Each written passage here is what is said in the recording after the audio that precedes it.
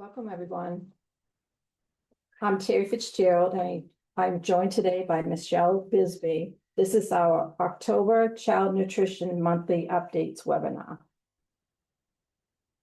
This will be recorded and available on our website. We're going to start with upcoming training events and finally jump into our topics for the month, which is ins and outs of USDA foods. Feel free to enter questions in the Q&A. Updating training events, upcoming webinars. Train the Training, November 24, 2025 at 1:30. After School Snacks and CACFP at Risk is scheduled for December 15, 2025 at 1:30. Serve Safe class and exams. There will be two Serve Safe classes. One is November 24th from 8 to 3. The second one is November 25th from 8 to noon. These classes will be in our child nutrition office. The Serve Safe exam will be January 27th of 2026. Again, these will be in our child nutrition office. Financial Open Office, Time Study, Labor Hours. This is scheduled for November 13th, 2025 at 1:30. Farm to School and Local Foods, The Good Crust, November 13th, 2025. Seafood in School Kitchen will be scheduled for December 16th of 2025. What are USDA foods? USDA foods are food products provided by the USDA, Department of Agriculture, to support national programs such as National School Lunch Program, NSLP, the Child and Adult Care Food Program, CACFP, and the Summer Food Service Program, SFFP. USDA foods come from American farmers. The USDA supports them by buying their products. They are distributed to schools, food banks, and other organizations through Federal Institute programs. What is PAL? PAL stands for Plan Assistant Level. PAL is the dollar value of USDA foods your school district is entitled to receive each school year.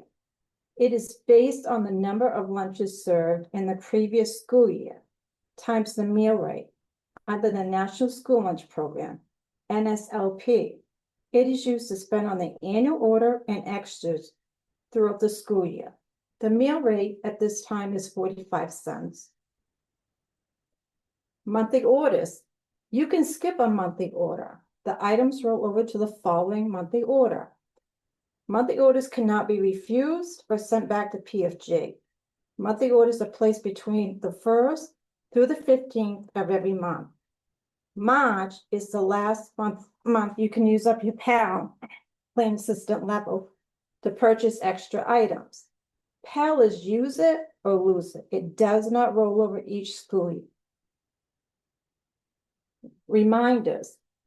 April's monthly order is the very last for school year 25-26.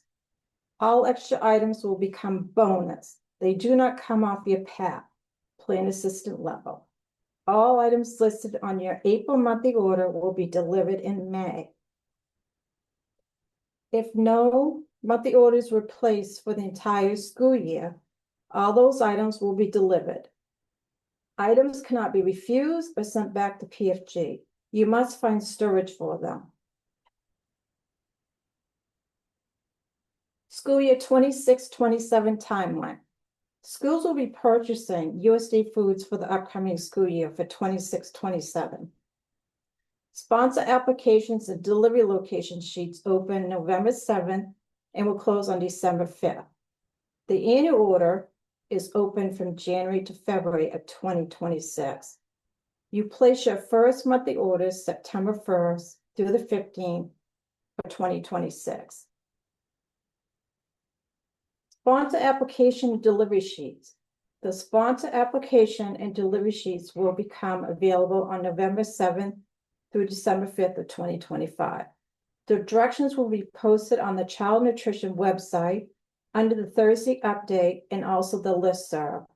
The annual order cannot be open until all districts update both their sponsor applications and delivery sheets. And all of them are in approved status. School year 26-27, annual order takes place January through February.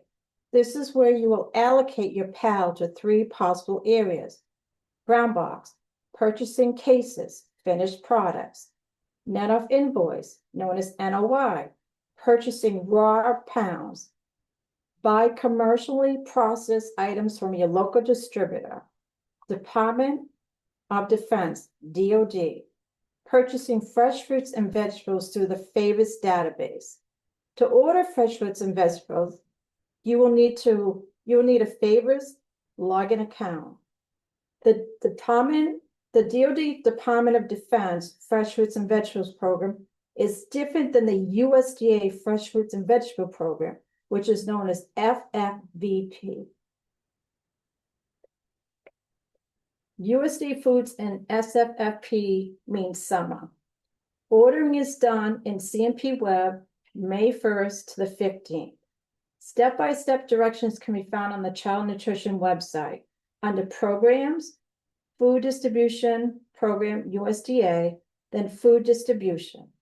There will be a line that will say how to place your summer order. If you don't see FDP and CMP Web, you must contact Miles Landlord at miles.l.landlord@Maine. In CMP Web, you will select FDP Food Distribution Program. Then you will select SFFP and your school number. SFSP is for summer program only. Other things to remember: inventory should be completed on a monthly basis. This includes USDA food.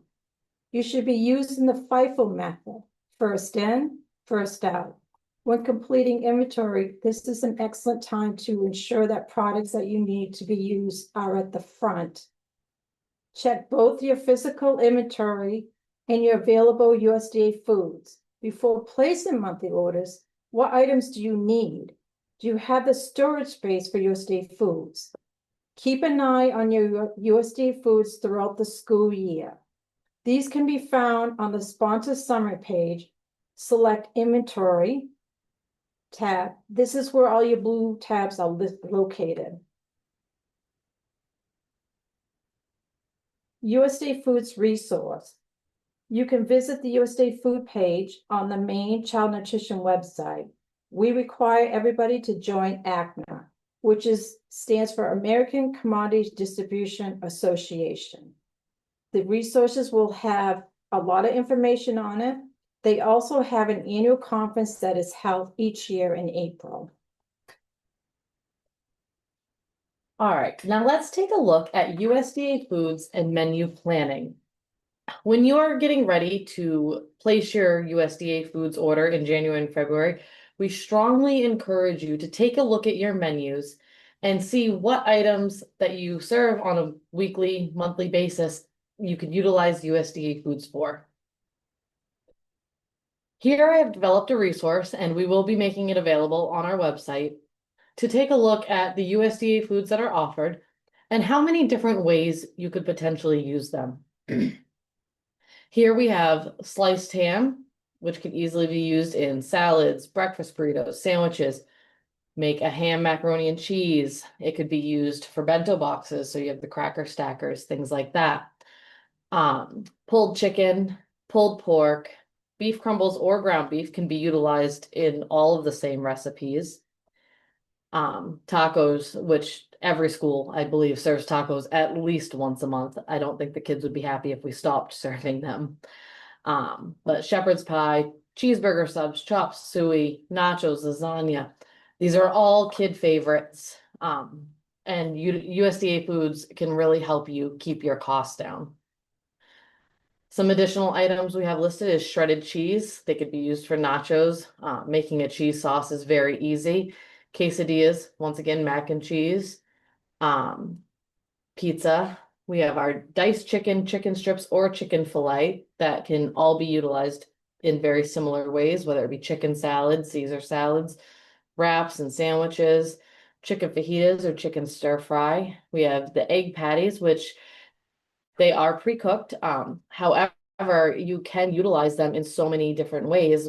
You can utilize them in breakfast sandwiches, breakfast burritos, egg salad, fried rice. If you chose to chop them up, you end up, with a product that you get to skip a step of cooking, but still can create a delicious meal with it. We have the whole wheat pancakes, which you can serve them just as pancakes as they are, or you can make McGriddle style breakfast sandwiches, or even I found online at healthyschoolrecipes.com breakfast tacos. Thought those were really cute. We have the whole grain macaroni and brown rice, and take a look at the brown rice. I have listed in there chicken and rice soup. You use USDA brown rice, USDA chicken. That is an extremely cost-saving meal that you could serve to your kids at least once a month, especially in those colder fall and winter months. Some great resources for USDA foods and menu planning. There is a menu planning and recipe training that can be found on the Maine Child Nutrition website, either under the training tab or on the culinary classroom page. And then, of course, recipe resources. The top two that I will always divert to are healthyschoolrecipes.com and then the ICN Child Nutrition Recipe Box. They are a wonderful resource for child nutrition programs. The recipes can be scaled. They are already credited for you. And like I said, if you have a recipe that has chicken, there's 7 different chicken options in USDA foods to choose from. So really, when you are looking at what you're going to order, take a look at your menu and see what you can utilize in the most amount of recipes that you possibly can. So at this time, we're going to go ahead and open it up for any questions, either for USDA foods or menu planning. Me and Terry are here to answer either of them. We do not have a question. We have a correction. The Serve Safe class mentioned earlier is actually one class for 2 days.